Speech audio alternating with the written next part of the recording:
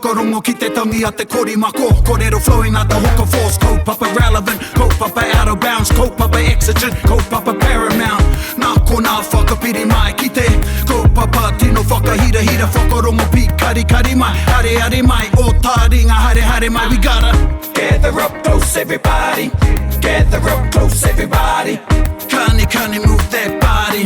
Kani move that body. Kei ngā iho o ngā taumata whakarongo kōrero, kua tauti mai ki tēnei kaupapa, tēnā koutou katoa. Tēnā tātou e te iwi. I'm coming at you from the bustling metropolis of Te Awamatu. Meow, beep, beep. And we've got something different going on today. We were meant to have part 2 of our Tāne story up today for One Upon a Timer, but due to some unforeseen circumstances, nobody's actually turned up except one of our esteemed characters. Kei te pēra tonu. Who you might be able to guess from the angry sound and voice that he just made is Whiro. E te atua, e Whiro, kua rangatira tō tātou huihuinga i a koe e hoki mai nei ki Taringa. How are you, Whiro? Well, as I said, kei te pukuriri au. Tō muri ai a hau, normally I'm late. Normally it's me. Engari, I turn up, no one's here. Oh no, I hate it when that happens. You know what? That fella Tāne, he said he's gone to Norway. Where even is Norway? Probably some mystical island off the coast of Hawaii, because he blimmin' discovers everything and then all us fellas are left in the dark. Oh no, sounds like a bit of sibling jealousy going on maybe. So, just maybe. He's the man. Thinks he's the man. Who's actually the eldest out of you and Tāne? I'm older than him. You know what? Maybe he's got a bit of younger sibling, younger child syndrome, bit of a complex because he thinks he needs to be tough because he looks up to me because he knows I'm tougher than him. So in part 1 of the story, not just Tāne, but you and your brothers were actually having a bit of a whawhai, bit of a fight over who got to go up to the heavens. Oi. And he was chosen.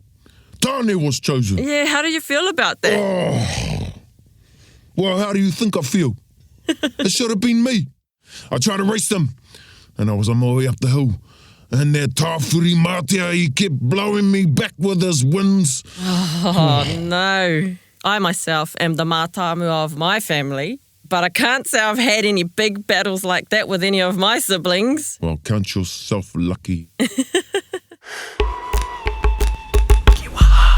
Just to cheer you up a little bit, Whiro, we've got a little job for you. We are going to let you introduce the kiwaha of the week. Oh, where? Have you got any ideas? Well, one of my favourite kiwaha. I used it earlier. Kei te pēra tonu. Ah, yes, that's a goodie. Do you want to explain what it means? Well, when I use kei te pēra tonu, I'm basically saying, as usual, same old. Ah, yeah. Same, you know what, different day. Right. If I was having a sort of average day and someone asked me, kei te pēhea koe? For example, e hoa, kei te pēhea koe? Oh, well, you know what, haven't really got much done today. Nobody turned up for the recording of our One Upon a Timer, so kei te pēra tonu. Aye. How would you use it? Well, you know, when I was first starting my kōrero and you asked me that pātai, how am I today? And I said to you, kei te pēra tonu. What I was saying is, it feels like it's the same stuff, different day. I turn up, he's not here. Kei te pēra tonu. That was quite interesting that you said that he might be a step ahead. So maybe he is doing something special over there in Norway, this majestical place that we are not quite sure of where it is. I don't even care. So anyway, e te whānau, there you go. That's our kiwaha, kei te pēra tonu. Coming up this weekend, actually, we have Easter. Have you got any special plans for Easter, Whiro? Oh, well, you know, I'm still hoha about the whole thing. You know, Tāne, he split our parents apart.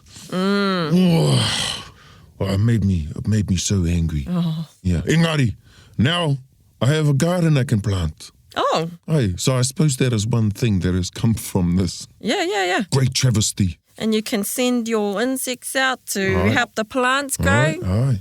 Yeah. Pollinate the flowers. Yeah. Oh, yeah. No, that's good. I think that's a good way to look at it. I'm really glad that you can see the positives from that situation, Whiro. I'm glad you're not wallowing around and that you're actually getting out there and planting your garden. So that's something awesome that's come from this travesty. Over this Easter weekend, I wish you all the best with your gardens. I hope everything's pumping. Actually, it's probably coming up to harvesting time. And on that note, e te iwi, we're going with the positives. Although Tane and the rest of the brothers didn't turn up, we've put together for you a Waiata compilation episode for your listening pleasure over the long weekend. When Tane gets back from Norway, of course, we'll bring you out the part 2 of One Upon a Timer in a couple of weeks' time. Kei ngā taringa whakarongo pikari ki ēnei kōrero, tēnei te mihi atu ki a koutou. Nō reira, whakarongo mai.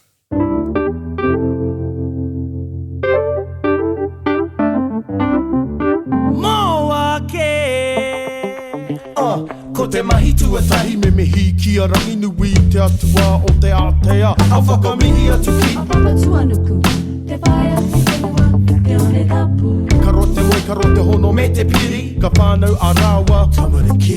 Ko tāne nāna i toko toko i ona mātua. Kia we he ake, yeah. Ake, ake, ake, ake. Ake, ake, yeah, yeah. O ake, ake, yeah. Ake, ake, Ake, yeah. ake, ake. Ake, yeah. Ake, ake, yeah, yeah. Ka mihi kia rongo mā tāne, ko te kumarape tino. Kia koe, haulie, tike tike, a whakatupu ake, te aruhe.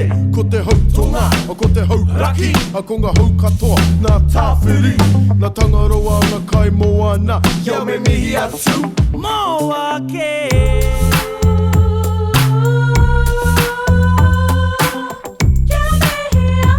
Me mihi atu, ka tika.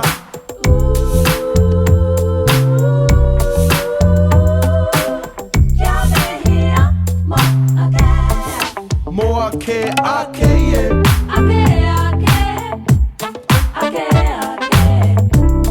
Ake, ake, yeah, yeah. Ake, yeah. Ake, yeah.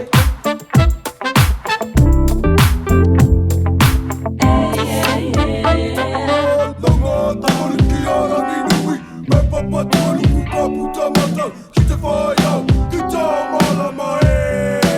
A kia tupato, whira, te tupua. Nana i hora, ngā tini aitua. Wai kai e whāti mai rā, te moana nui a Kiwa. A ko ngā mātua o te hunga marama, ko uri te nganga nāra o ka hine turama. Ruo moko, e rua nai. Ki raro whenua mo ake, ake, yeah. Ake, ake, ake, ake. Ake, ake, yeah, yeah. Ake, yeah. Ake, ake, Ake, yeah. ake, ake. Ake, yeah.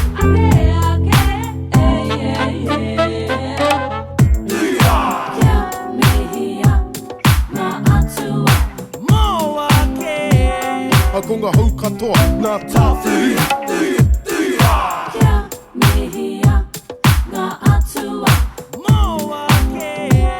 A kia tupato, te tupua. Kia koe, haunie, tike tike, a whakatupu ake, te aruhe.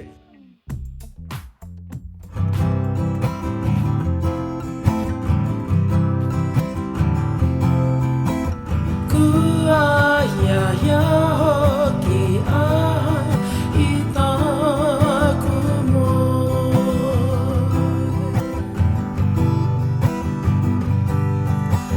E re re, tāku wairua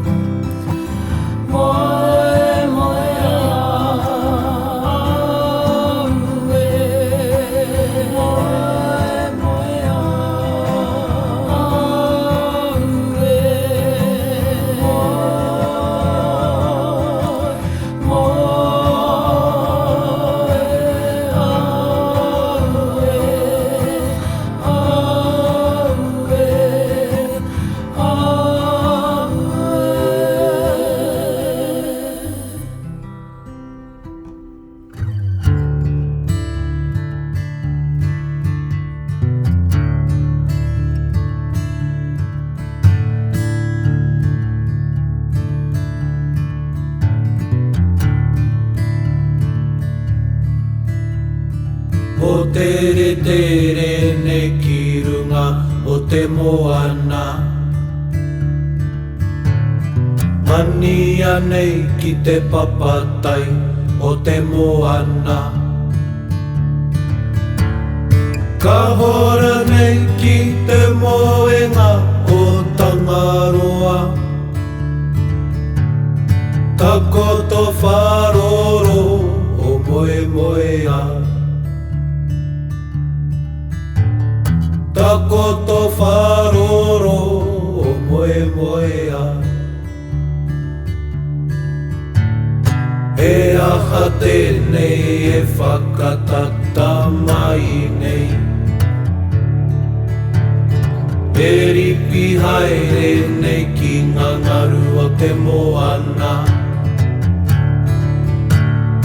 E papahu e kau e mai nei I ahine moana e.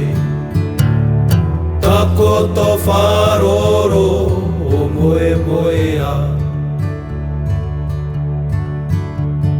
Ta koto wharoro o moe moea. E ruku nei ki raro o te moana. Ki te whare toka rimu rimu o ngā tai e.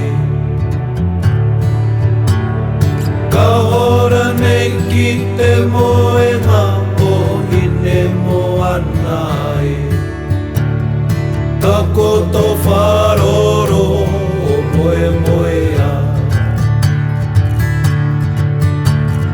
Ka koto wharoro o moe moea. O moe moea, o moe moea, o moe moea, o moe moea.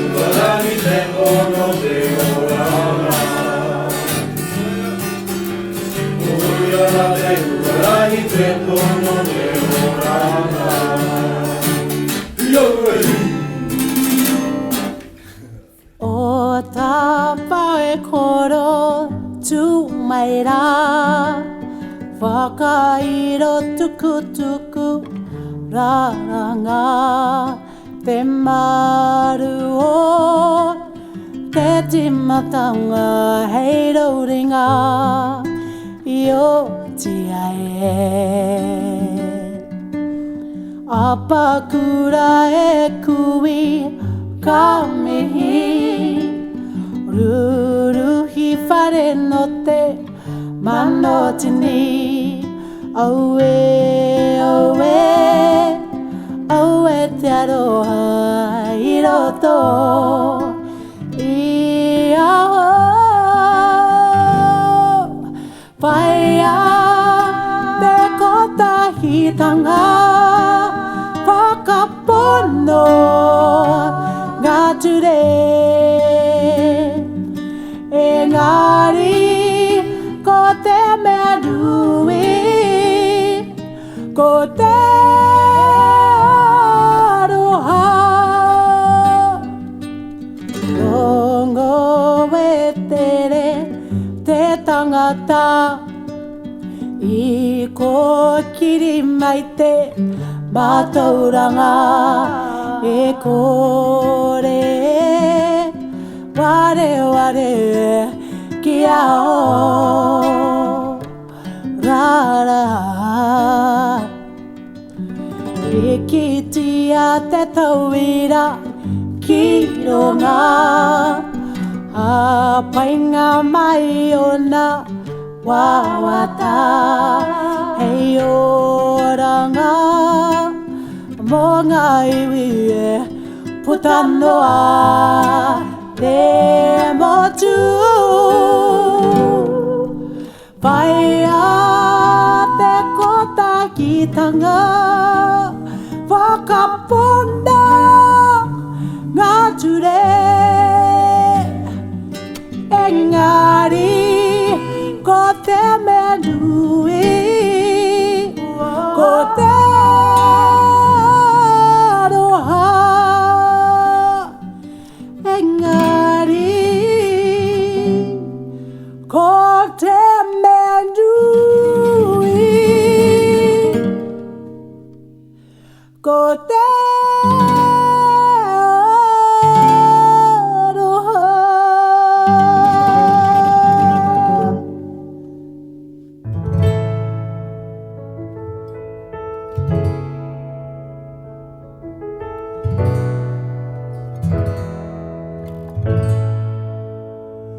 Kia rangatira te tū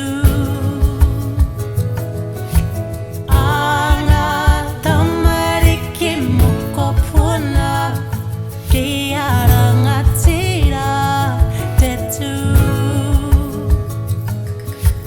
Anga tamariki moko puna Ngā ura o te wananga Ngā ture te whakapono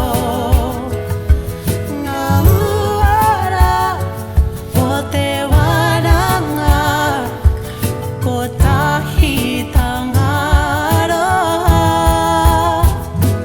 Kia rangatira te tū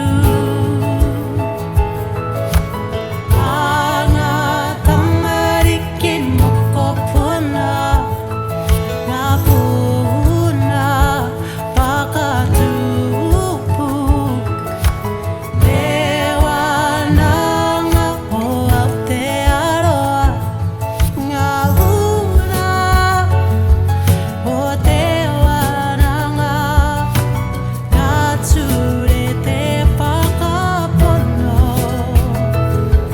Ngā ura o te waranga Ko tahi tangaroha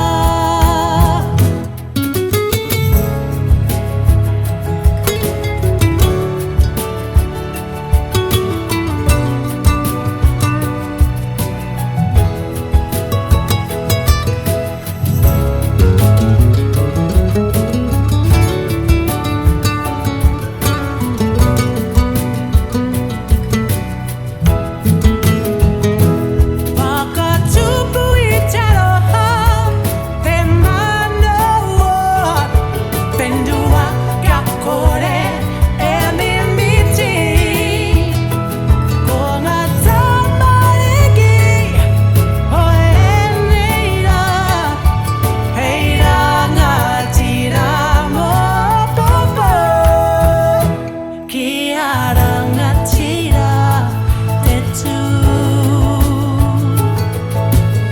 Anga tamariki moko puna Kia rangatira te tū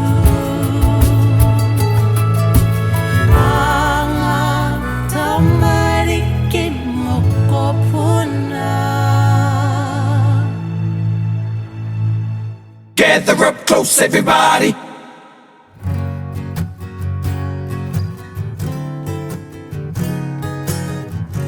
Tangi a te ruru Kei te hoki, hoki mai e E whakawhero I te pū tahitanga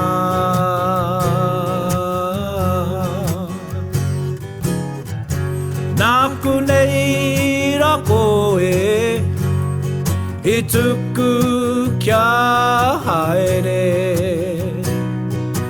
Te rapuriti ai ho Nui raua te arohae Te hokinga mai Tēnā koutou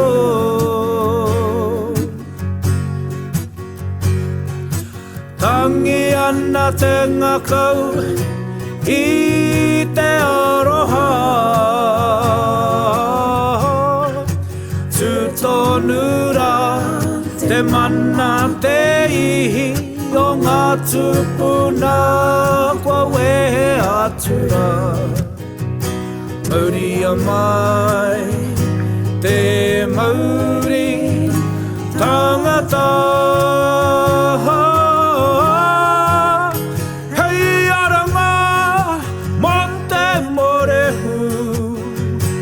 Tangi mo kaine E rapu ana I te ara tika Mo tātou katoa Te hokinga mai Tēnā koutou Tangi ana te ngakau Tangi ana te ngakau I te aroha Tutonura te mana te ihi O ngā tupuna kua wehe atura Mauri a mai te mauri tangata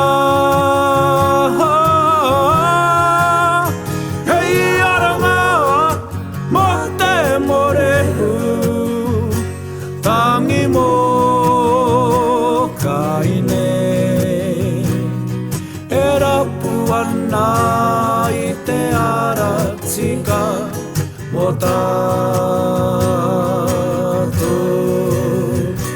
katoa Te hokinga mai Te hokinga mai Tu tangata tonu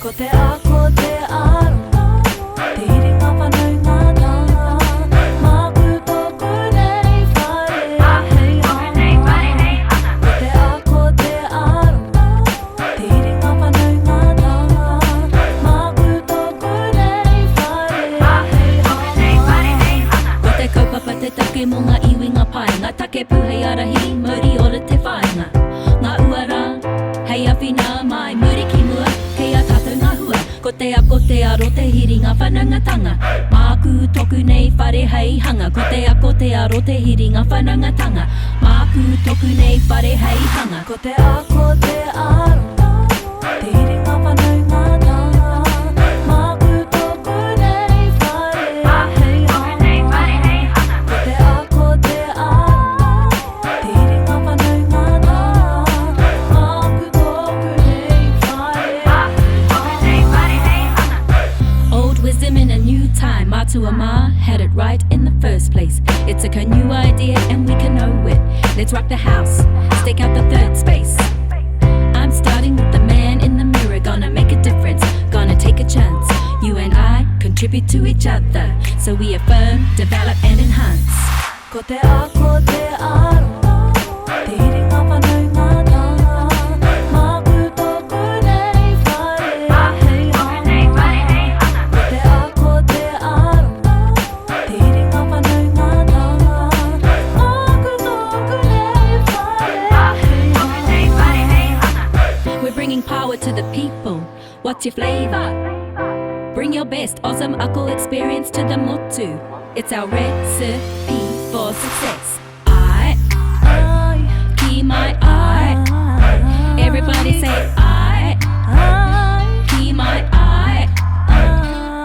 Ko te aro te heringa whanangatanga. Māku toku nei whare hei hanga. Ko te aro te heringa whanangatanga. Māku toku nei whare hei hanga.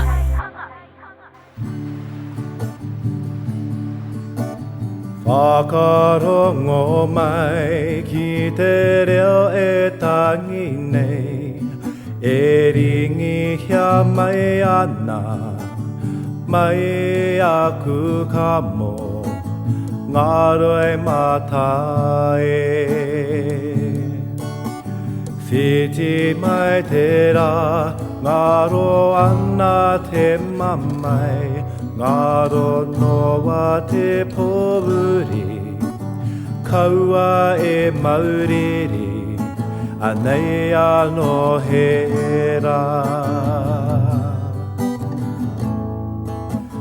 Maranga mai e te iwi O ngā hapu ngā puhi Ki a mau ki a u Ki a pu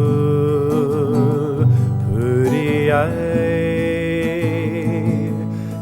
Ngā akoranga nui Takahia te ao, ka kitea te iwi E tu tangata mai tātou Ngā uri o rātou Kua mene ki te pō Tēnei te mihi ki ngā kai a whina e Ki ngā whai a ngā matua Anei rā ko ngā hua E puawe ana mai Maranga mai e te iwi O ngā hapu ngā puhi Ki a mau ki a u Ki a pu puri ai Ki ngā akoranga nui Maranga mai e te iwi O ngā hapu ngā puhi Ki a mau ki a u Ki a pu puri ai Ki ngā akoranga nui Maranga mai Maranga mai Maranga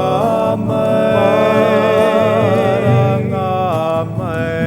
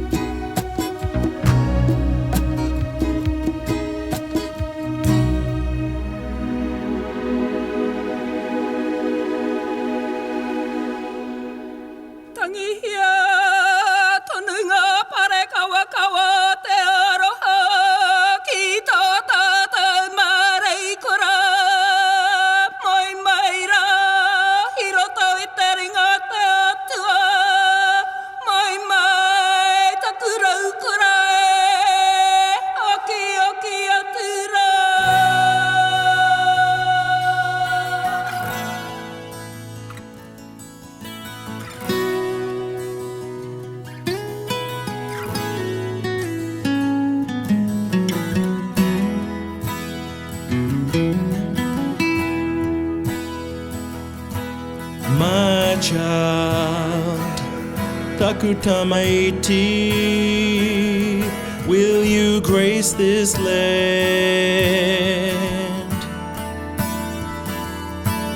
Walk hand in hand with kings, holding high the fire.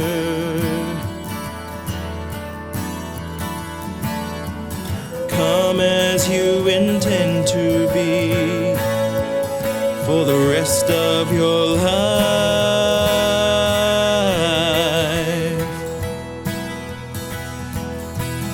Haramai koe me te ahua, he mana ko ana koe, ki te whakatinana mō ngā rā katoa o tau ao.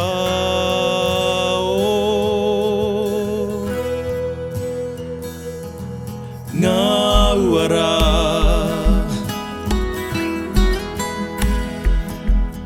let them guide your hand. Walk hand in hand with peace, holding high the fire.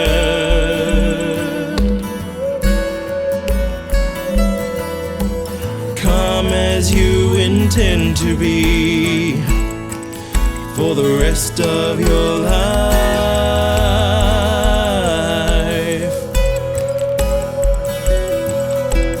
Haramai koe me te ahua, e mana ko ana koe, ki te whakatinana mō ngā rā katoa o tau ao.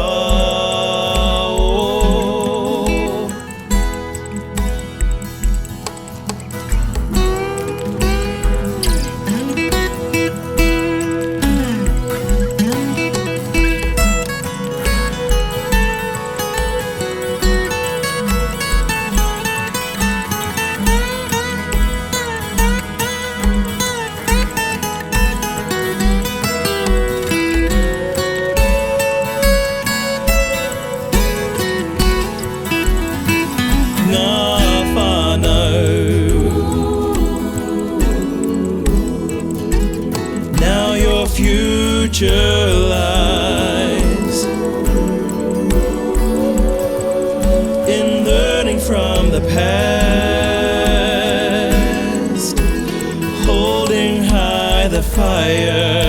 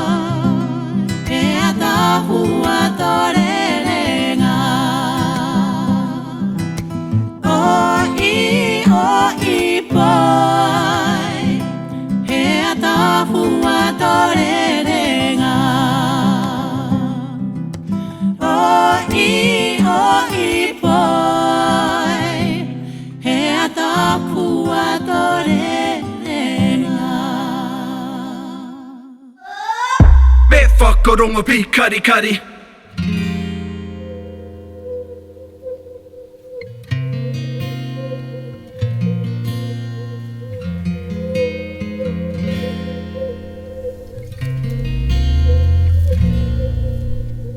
Tēnei rā te huri e tiri ai hoki te one e tutu ana i te hau nāna i kawe ake ki te huinga tamariki o tā whiri horo huri.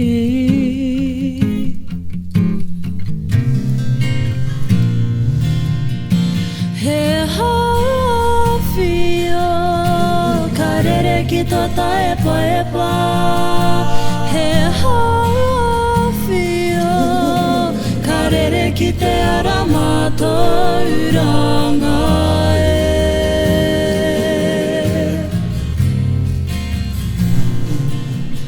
Ko te huri ka rere ki te ara whaitiri. Tau ake ki tuatea, ka tiri tau iho ki te one haumako i te hikumutu mōrangi e.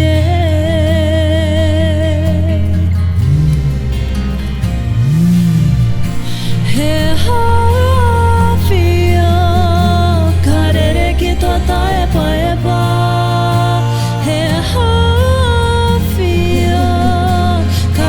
Ki te ara mātauranga e.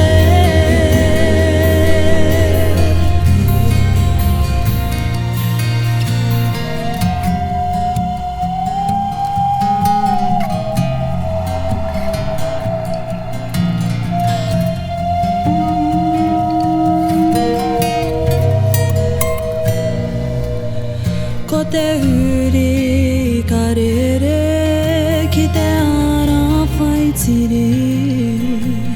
Tau ake ki tuatea, ka tiri tau iho ki te one haumako i te hikumutu mōrangi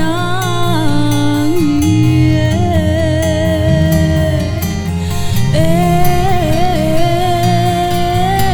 He hawhio ka rere ki tō taepa epa. He hawhio ka rere ki te ara mātauranga e.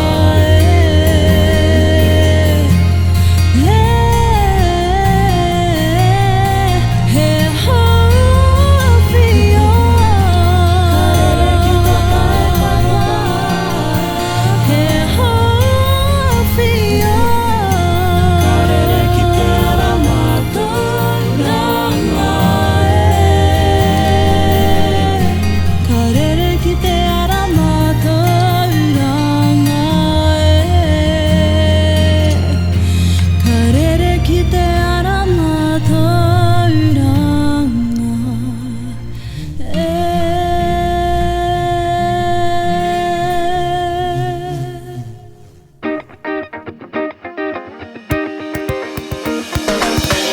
Bit whakarongo pi kari kari. Gather up close everybody buddy. Taringa, taringa, taringa. Yeah, tahuri mai ki yo. Whakarongo ki te tangi a te korimako. Kōrero flowing out the hook of force. Kaupapa relevant, kaupapa out of bounds. Kaupapa exigent, kaupapa paramount. Nā kona whakapiri mai ki te kaupapa tino whakahira hira. Whakarongo pi kari kari mai. Hare hare mai, o Taringa hare hare mai. We gotta gather up close everybody. Gather up close everybody. Kani kani move that body. Kani kani move that body. Taringa, he mea tuku nā te wānanga o Aotearoa. To listen to more episodes, search for us on your podcast app and subscribe, or go to soundcloud.com/TW-OA. Taringa, whakarongo mai.